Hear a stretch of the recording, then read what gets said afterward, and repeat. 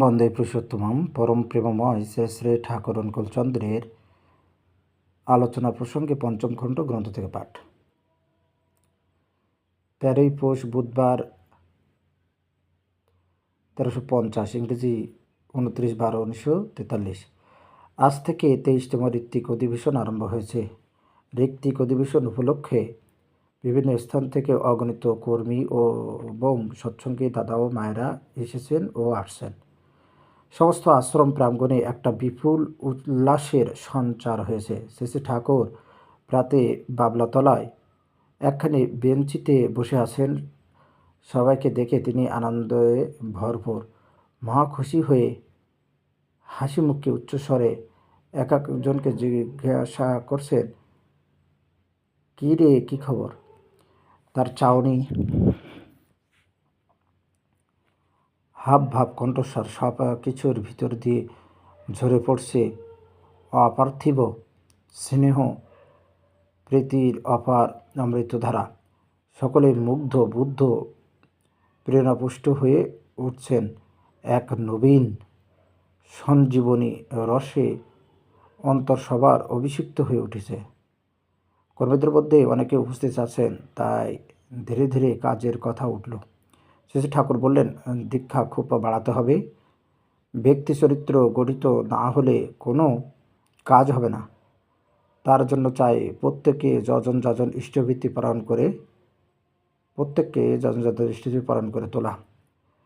আর দীক্ষিতের ভেতর থেকে বেছে বেছে অন্তত 300 কর্মী সংগ্রহ করতে হবে।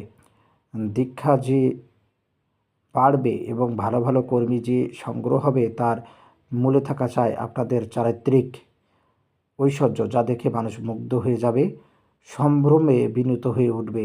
তখন বেশি কথা বলা লাগবে না। আর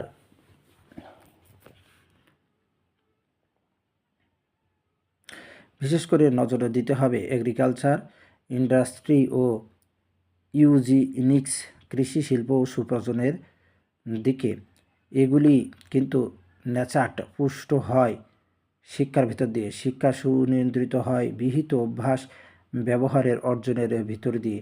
এ দিয়ে ডিটারমাইন্ড নির্ধারিত হয় হেলথ অ্যান্ড ওয়েলথ, স্বাস্থ্য ও সম্পদ। এই হেলথ অ্যান্ড ওয়েলথ, স্বাস্থ্য সম্পদ যদি ফুলফিলিং টু দ্য প্রিন্সিপাল আদর্শের পরিপূর্ণ হয়, with all it's aspect, with a meaningful environmental integration in and out, সব দিক দিয়ে ভিতরে বাইরে পারিপার্শ্বিক সার্থক সংহতি নিয়ে, তখনই we are on the cost of salvation, আমরা মুক্তির তীরে। মন্মত্তা দিয়ে দীক্ষা বাড়াবার জন্য আমরা কি কি পন্থা অবলম্বন করব? শ্রী ঠাকুর, তার মানে যজন বাড়াতে হবে, যাজক বাড়াতে হবে। প্রত্যেকটি দীক্ষিত সৎসঙ্গী প্রকৃতপক্ষে যাজক। তাদের যাজন মুখর করে তুলতে হবে। এক একজন হয়তো এমনভাবে ডিটারমাইন্ড, সংকল্পবদ্ধ হয়ে উঠল যে সে প্রতি মাসে নিজে যাজন করে কয়েকজনকে দীক্ষার জন্য প্রস্তুত করবেই। মানুষ রুখে গেলে না পারে এমন কাজ নেই। একটা মত্ত ঝোঁক গজিয়ে দিতে হয়। আর বৃত্তিতে তেল মালিশ করে বা সত্যপত্য সবসকে দিয়ে মানুষকে দীক্ষিত করতে নেই। তাতে মানুষ অ্যাসপেক্ট সম্পদ হয় না, যাতে আদর্শের জন্য সাফার ও স্যাক্রিফাইস, কষ্ট ত্যাগ করতে প্রস্তুত হয় এবং তাতেই আনন্দ পায়, তেমনতরভাবে প্রবুদ্ধ করে তুলতে হয়। করে পেতে হবে, করে হতে হবে, না করে পাওয়া ঘটবে না, সেটা গোড়া থেকেই ভালো করে মাথায় ধরিয়ে দিতে হবে।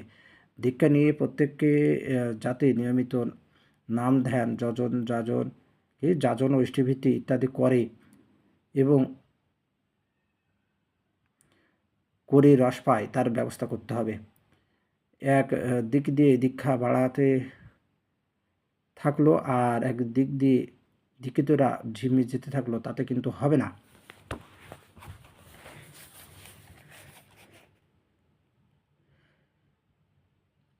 লোকে যদি দেখে দীক্ষিত হয়ে মানুষের চারিত্রিক পরিবর্তন হচ্ছে, তার যোগ্যতা বাড়ছে, জ্ঞান বাড়ছে, তার দ্বারা 5 জন উপকৃত হচ্ছে, শান্তি পাচ্ছে, তাহলে লোকে কিন্তু আপনা থেকেই আকৃষ্ট হয়। একজন মানুষের পিছনে যথেষ্ট খাটতে হয়, সেই জন্য কর্মী সংখ্যা বাড়াতে হয় আর নিজেও খাটুনি বাড়িয়ে দিতে হয়। একাই 100 এমনতর হওয়া লাগে। আবার যদি 100 জন একটা জায়গায় কাজ করেন,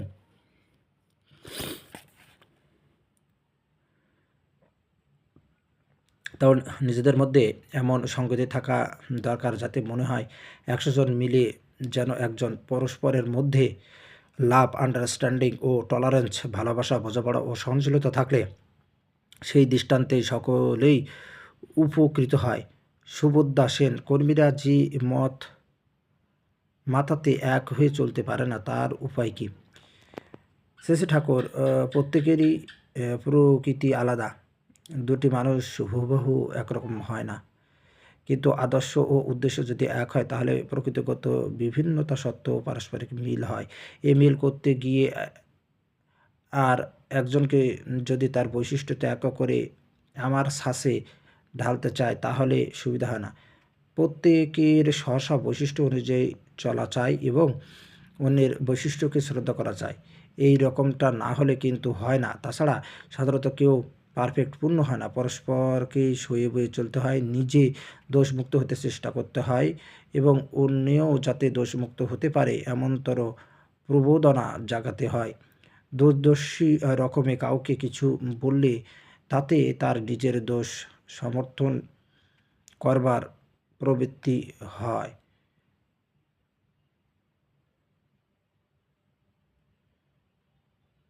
বলতে হয় দরদের মতো, সমবেতের মতো, শুভাকাঙ্ক্ষীর মতো।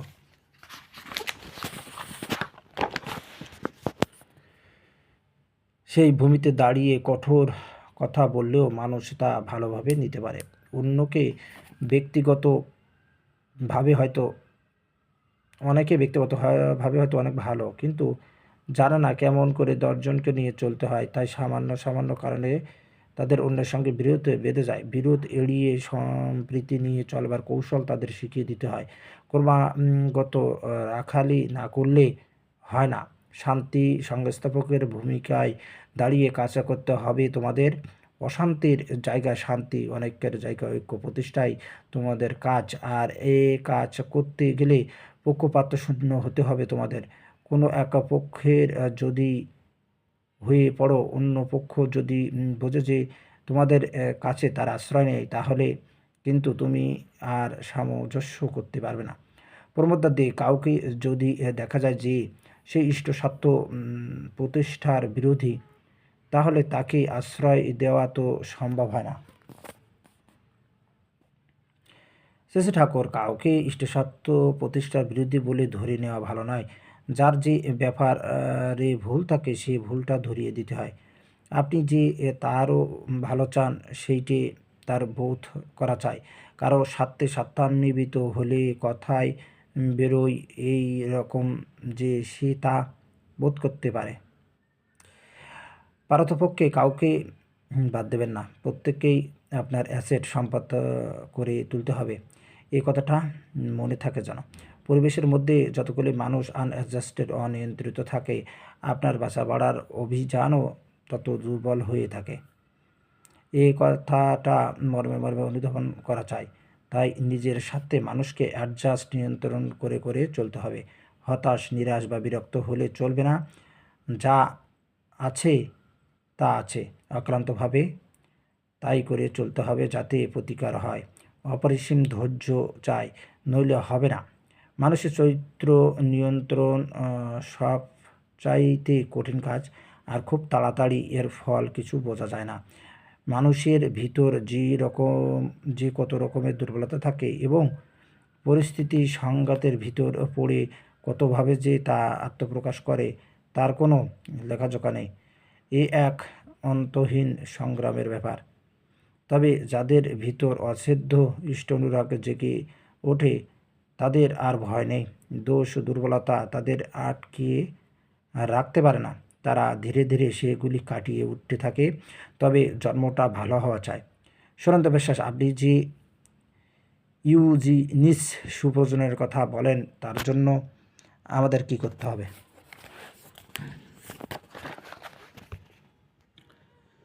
শ্রী ঠাকুর, বিয়েগুলি ভালো করে দেখে শুনে দিতে হবে। বংশবিদ্যা, স্বাস্থ্য, আয়ু, ইষ্টপ্রাণতা, চরিত্র, প্রকৃতি, বয়স, যোগ্যতা ইত্যাদি বিষয় মিল করে ছেলে মেয়েদের বিয়ে দিতে হবে। প্রাপ্তবয়স্ক হলে সাধারণত বিয়ের আগে মেয়ের কাছে জিজ্ঞাসা করি যে ছেলের প্রতি তার শ্রদ্ধা হয় এমন জায়গায় বিয়ে দেওয়া ভালো। শাস্ত্রে যে মনোবিদ্যা অনুসারণ স্ত্রীর আছে, মেয়েদের মত নিয়ে বিয়ে দিলে তা অনেকখানি সম্ভব হতে পারে, কারণ যাকে সে সয়ে বয়ে পোষণ করে তৃপ্তি পায় ও নিজেকে সার্থক বোধ করে তাকে সে পছন্দ করে। আবার মেয়েগুলো ভালো করে ট্রেন্ড শিক্ষা দিতে হয়, বিয়ে ব্যাপারটা কী এবং কেমনতর পুরুষ স্বামী হবার যোগ্য ইত্যাদি। অবশ্য বিয়ের আগে কাউকে যেন স্বামীর মতো করে না ভাবে বা ওই রকম কল্পনা করে কারো সঙ্গে মেলামেশা না করে, ওর ভিতরে দিয়ে ক্ষতির সম্ভাবনা থাকে। একটা ছোট্ট কথা মেয়েদের মাথায় ঢুকিয়ে দিতে হয়, সেটা হলো এই, যে পুরুষ মেয়েমুখী এবং মেয়েদের দৃষ্টি আকর্ষণ করবার জন্য ঘুরে ঘুরে বেড়ায় তাকে কখনো স্বামী হিসেবে নির্বাচন করতে নেই। আদর্শপ্রাণতাই হওয়া চাই তার প্রধান সম্পদ। আর কুলশীলেও পুরুষ উন্নত কিংবা অন্তত সদৃশ হওয়া চাই। নিম্ন কুলশীল সম্পন্ন পুরুষকে বিয়ে করলে যে তারই ক্ষতি এটা বুঝিয়ে দেওয়া চাই। ক্ষতি এই দিক দিয়ে যে তার পিতৃপুরুষাগত সংস্কার স্বামীর মাধ্যমে পরিপূরিত না হয়ে বরং অবদলিত হয় এবং তার ফলে তার সন্তান সন্ততি বিকৃত প্রকৃতির হয়ে থাকে। ফলকতা সর্বপ্রকার প্রতিলোম সংস্রব যাতে রহিত হয় তার ব্যবস্থা করা লাগে। সবর্ণ ও অনুলোম বিবাহ যেগুলি হবে সেগুলিও যাতে বিধিমাফিক হয় তার ব্যবস্থা করতে হয়।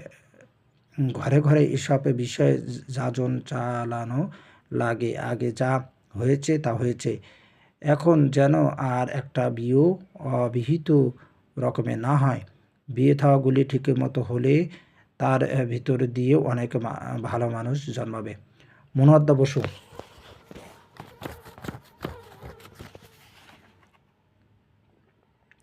পণ প্রথা থাকা ভালো না।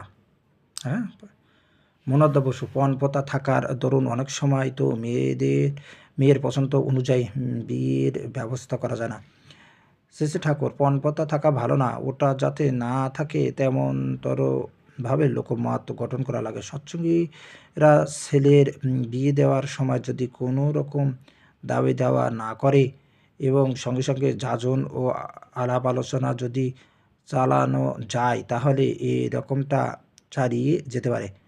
প্রমোদ দাশগুপ্ত ঠাকুর, প্রায় দেখা যায় সামাজিকতা, লৌকিকতা, ভদ্রতা ও মান সম্ভ্রম বজায় রেখে চলতে মানুষের ক্ষমতার অতিরিক্ত ব্যয় করতে হয়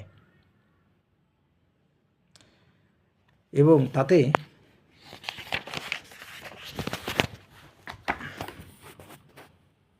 বহু মানুষ বিপন্ন হয়ে পড়ে। আত্মস্বজন, বন্ধুবান্ধব ও পরিবেশের সঙ্গে তাল মিলিয়ে চলতে গেলে কতকগুলি জিনিস না করেও উপায় নেই, অথচ করাও দুঃসাধ্য। এ সম্বন্ধে কী করণীয়?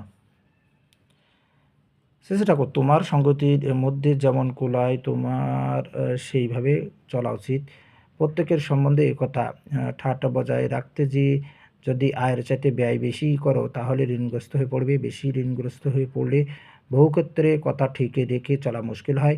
আর সব সময় একটা উদ্বেগ ও দুশ্চিন্তার মধ্যে থাকতে হয়, তাতে মান সম্ভ্রম ও মানসিক শান্তি সবই বিপন্ন হতে বসে।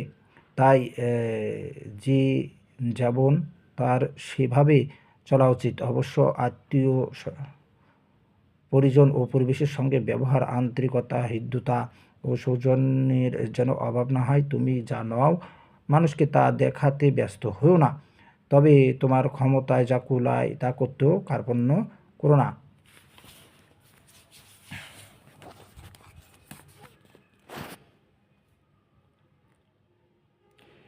সুরুচি যদি থাকে, মানুষকে প্রীত করার বুদ্ধি যদি থাকে, আন্তরিকতার ঐশ্বর্য যদি থাকে, সদাচার ও পরিচ্ছন্নতা যদি থাকে, ব্যবহারে মাধুর্য যদি থাকে, তবে নিজের সামর্থ্য অনুযায়ী ভদ্রতা বজায় রেখে চলা কঠিন হয় না। নিজের চালচলন ও আচরণ দিয়ে সবাইকে তৃপ্ত করে রাখা যায়। বীরেন্দা মোহরী, কৃষি ও শিল্প সম্বন্ধে আমাদের কী করতে হবে? শ্রী ঠাকুর, সৎসঙ্গ কৃষি স্থান করে এবং সৎসঙ্গী কৃষকদের দিয়ে উন্নত ধরনের কৃষি করিয়ে সেই জিনিসটা আশপাশের লোকের মধ্যে চারিয়ে দিতে হবে। আর কৃষির উপর দাঁড়িয়ে নানা স্থানে কুটির শিল্পাদি যাতে গড়ে ওঠে সেদিকে নজর রাখতে হবে। কাশীশ্বর দাস শর্মা, কোন কোন কুটির শিল্পের দিকে লক্ষ্য দিতে হবে? চেষ্টা করো। আমি যদি একটা লিস্ট করে দিই আর সেই অনুযায়ী যদি করতে চাও তাহলে কিন্তু হবে না। স্থানীয় অবস্থা, পরিস্থিতি, প্রয়োজন, সুবিধা ইত্যাদির উপর লক্ষ্য রেখে মাথা খাটিয়ে দেখতে হবে। অনুসন্ধিৎসাপূর্ণ উদ্ভাবনমুখর সেবা বুদ্ধি শিল্পের প্রাণ। তাকে থাকতে হয়, ওই নিয়ে ধ্যান করতে হয়, কিন অবজারভেশন, তীক্ষ্ণ পর্যবেক্ষণ নিয়ে চলতে হয়। যাদের ওই ধরনের নেক দক্ষতা আছে তাদের সঙ্গে আলাপ আলোচনা করতে হয়, নিজে পড়াশোনা করতে হয়, মানুষের প্রয়োজন কী এবং তার পূরণ কীভাবে হতে পারে এ নিয়ে ভাবতে হয়। এই রকম করতে করতে মাথায় খেলে যায়। শুধু তোমার মাথায় খেললে হবে না, যে করবে তার মাথায় খেলা চাই।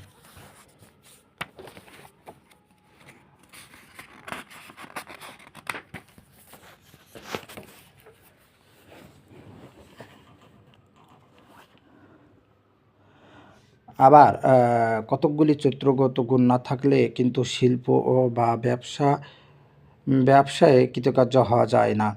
সেই গুণগুলি আয়ত্ত করতে হয়। কাশীশ্বর সেই গুণগুলি কি? শ্রী ঠাকুর, প্রধান গুণ হলো মানুষকে সেবা দেওয়ার বুদ্ধি। কত সস্তায়, কত সুষ্ঠু ও সুন্দরভাবে মানুষের অভাব ও প্রয়োজন মেটানো যায় সেই ধান্দা থাকা চাই। প্রীতিজনক ব্যবহার জানা চাই। আর চাই নিরলসভাবে পরিশ্রম করবার অভ্যাস, কথা ঠিকে রাখা চাই ও সততা বজায় রাখা চাই। চারিদিকে নজরে রেখে যখন যেটা করবার তখন সেটা করা চাই। মূলধনে তো কখনো হাত দেওয়াই চলবে না। এমনকি পারলে লাভের অর্ধেক মূলধনে সঙ্গে যোগ করতে হবে। আর কষ্ট করে হলেও আর অর্ধেকটা দিয়ে চালাতে হবে। বাকি দেওয়ার ব্যাপারে খদ্দের বুঝে যাকে যতটুকু দেওয়া চলে তার বেশি দিতে নেই, এবং বাকি দিলেও জানা চাই কেমন করে মানুষকে না চটিয়ে সময় মতো তা আদায় করা যায়। অনেকের এ বিষয়ে মাত্রা জ্ঞান থাকে না, যাকে তাকে যথেচ্ছা বাকি দিয়ে চলে এবং পরে তা আদায় করতে না পারে ব্যবসা গুটিয়ে দেয়।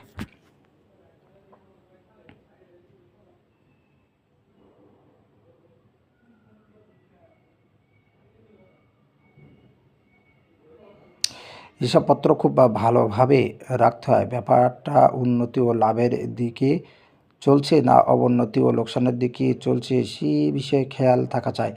আর কেমন করে তাকে উন্নতি ও লাভের দিকে চালনা করা যায় সে কৌশল আয়ত্ত করা চাই। কৃতিত্বের সঙ্গে শিল্প বা ব্যবসায় যারা করে প্রথমটা কিছুদিন শ্রদ্ধা ও অনুসন্ধিৎসা নিয়ে তাদের সঙ্গে থেকে হাতে কলমে কাজকর্ম শিখলে ভালো হয়। দেখতে দেখতে করতে করতে কতকগুলি প্রয়োজনীয় অভ্যাস আয়ত্ত হয়ে যায়, তখন স্বতন্ত্রভাবে করলেও আটকায় না। আর ছোট থেকে শুরু করে বড় করা ভালো। অভিজ্ঞতা অর্জন না করে অনেকে টাকা ঢেলে প্রথমেই বড় কিছু না করা ভালো। আর যথাসম্ভব অন্যের উপর নির্ভরশীল না হয়ে কাজের প্রত্যেকটা স্টেপ পদক্ষেপ নিজের জানা ও করা ভালো। অন্যকে দিয়ে করালেও নিজের তীক্ষ্ণ দৃষ্টি রাখা লাগে। সুরেন্দাকে সেন দেখে সহর্ষে বললেন, দরকার হলে আরও মাল, লাঠি ইত্যাদি দিতে পারবি তো? সুরেন্দা: তা দেওয়া যাবে। শেষে ঠাকুর: পরে শুনে নিস। সুরেন্দা: আচ্ছা।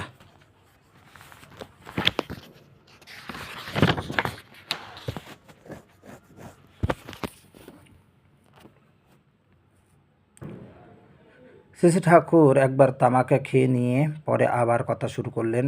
যুদ্ধক্ষেত্রে সৈন্যাধ্যক্ষদের দায়িত্ব যতখানি, তার থেকে তোমাদের দায়িত্ব ঢের বেশি। তোমাদের যুদ্ধ হলো against death, disease, disintegration, ignorance and poverty, মৃত্যু, রোগ, ভাঙন, অজ্ঞতা ও দারিদ্র্যের বিরুদ্ধে।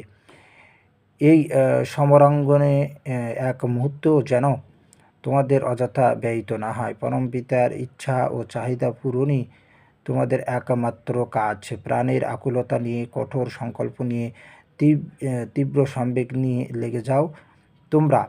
দেখবে তোমাদের তপস্যার মহিমায় সম্ভব হয়ে উঠবে। গভীর তপস্যার ফলেই জেগে ওঠে পার্সোনেটেড ডিসিশন, ব্যক্তিত্ব সমন্বিত সিদ্ধান্ত। সর্ব অবব্যয় নিয়ে যে সিদ্ধান্ত আমাদের মধ্যে ফুটে ওঠে, তা আমরা বাস্তবায়িত না করেই পারি না। সব দিক দিয়ে সর্বতোভাবে প্রস্তুত হতে হবে আমাদের, যাতে মানুষের দুঃখ, দুর্দশা, অশান্তি সর্ববিধ দৈন্য ঘোচাতে পারে। প্রকৃত স্বাধীনতা ও সমৃদ্ধি কাকে বলে তা মানুষকে দেখাতে পারে। আমার খুব ইচ্ছা করে স্যার উইলিয়াম কক্সের পরিকল্পনা অনুযায়ী দেশে নদী সংস্কার ও সেচ ব্যবস্থা ইত্যাদি করা, দেশে কৃষি, শিল্প, স্বাস্থ্য, নিরাপত্তার জন্য বিপুল সংখ্যক স্বস্তিসেবককেও সুগঠিত করে তোলা লাগে। দেশে শিক্ষা পদ্ধতিকেও আমূল পরিবর্তন করতে হয়, আর এসবের জন্য চাই মানুষ ও টাকা। কেষ্টদা ঋতিকাচার্য: আমাদের দেশে ভালো কিছু করতে গেলেই তো অকারণ অত্যাচার, উৎপাত ও বিশ্বাসঘাতকতার সম্মুখীন হতে হয়। শেষে ঠাকুর: ওর জন্য কোনো ভাবনা নেই। পাকা লোক যদি থাকে ও রসদ যদি থাকে, দুষ্ট লোকদের দিয়েও অনেক কাজ করিয়ে নেওয়া যায়। কারো কমপ্লেক্স প্রবৃত্তি যদি জানা থাকে এবং নিজে যদি সেই কমপ্লেক্স এর প্রবৃত্তির ঊর্ধ্বে থাকা যায়, তবে তাকে কাবেজে আনা কঠিন কথা নয়। আমরা জানি না, প্রস্তুত থাকি না, সচেতন থাকি না, আচমকা একটা ঘাড়ের উপর এসে পড়ে, তাতেই বেকায়দায় পড়ে যায়। কিন্তু সজাগ চেতন চলন ও পূর্ব হতেই প্রস্তুতি যদি তাকে, তাহলে অনেক সহজে সামাল দেওয়া যায়। নিজের ভিতরেও ও আশেপাশে কোন মানুষটা কেমন, কে কী চায়, কে কীভাবে চলে, সবটা ইয়াদের মধ্যে রাখতে হয় এবং কাউকে দিয়ে ক্ষতির সম্ভাবনা থাকলে তার নিরসন যাতে হয় তাই করতে হয়। তারা শঙ্করদা গাঙ্গুলি: ওই রকম খেয়াল রেখে চলাই তো মুশকিল, আর অত সময়ও তো পাওয়া যায় না। শেষে ঠাকুর: অভ্যাস করলেই হয়। এই মুহূর্তেই তুমি চোখ দিয়ে দেখছো, কান দিয়ে শুনছো, চামড়া দিয়ে স্পর্শ করছো, মন দিয়ে চিন্তা করছো, এগুলি ব্যাপার কিন্তু একসঙ্গে করছো। তোমার যদি ওইভাবে তাল তলিয়ে দেখা ও তলিয়ে বোঝার অভ্যাস থাকে, তাহলে সেটাও আপসে আপ হয়ে যাবে। প্রথমে চেষ্টা করে অভ্যাসটা করতে হয়। অমূল্যদাকে ঘোষ দেখে শেষে ঠাকুর সউল্লাসে জিজ্ঞাসা করলেন: কিরে, কথা প্রসঙ্গে কয় খণ্ড ছাপা হলো? অমূল্যদা: 2 খণ্ড। শেষে ঠাকুর: তাড়াতাড়ি শেষ করে ফেল। অমূল্যদা: আর দেরি হবে না। এরপর অনেকেই ঋত্বিক অধিবেশনের দিকে গেলেন। বন্দে পুরুষোত্তম, বন্দে পুরুষোত্তম, বন্দে পুরুষোত্তম, জয় গুরু।